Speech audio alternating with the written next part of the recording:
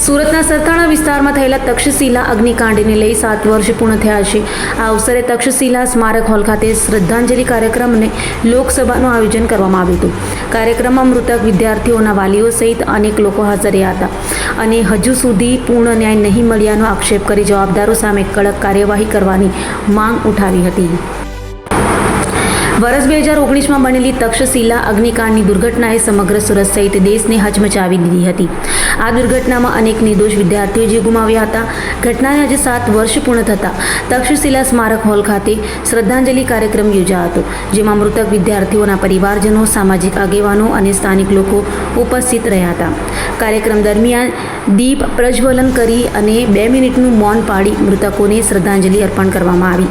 સાથે જ વાલીઓએ જણાવ્યું કે આજે પણ તેમને પૂર્ણ ન્યાય મળ્યો નથી અને જવાબદારો સામે કડક સજા થાય તેવી માંગ સાથે અવાજ ઉઠાવ્યો હતો। મારું નામ દિનેશ કેવડિયા, યશવી કેવડિયાના પિતા। મારી દીકરી તક્ષશિલા અગ્નિકાંડમાં એનું મૃત્યુ થઈ ગયું। આજે 7 વર્ષ પૂરા થયા છે। 7 વર્ષ લોકો માટે પૂરા થયા છે, અમારી માટે નથી।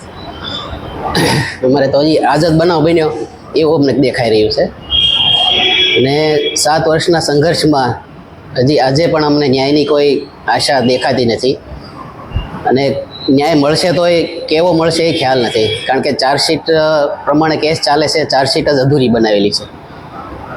તંત્રની બેદરકારી ચાર્જશીટમાં ક્યાંય લેવા મને છે। આવી પ્રાઇવેટ પર્સન અને અધિકારીઓને અંદર કરી અને નાના અધિકારીઓ નાખી અને કેસ ચલાવવામાં આવે છે।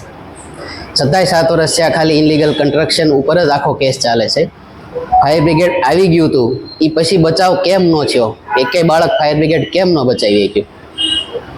એની ઉપર કોઈ ચર્ચા નથી, એક લાઈન પણ ચાર્જશીટમાં નથી। અને આજે ચાર્જશીટ દાખલ થયા પછી 7 વર્ષે ટ્રાયલ કોર્ટમાં કેસ ચાલુ છે। હજી તો ટ્રાયલ કોર્ટમાં ચાલુ છે, હાઈકોર્ટ, સુપ્રીમ કોર્ટ તો હજી બાકી છે। કેટલા વર્ષ થશે અમને કંઈ ખ્યાલ નથી।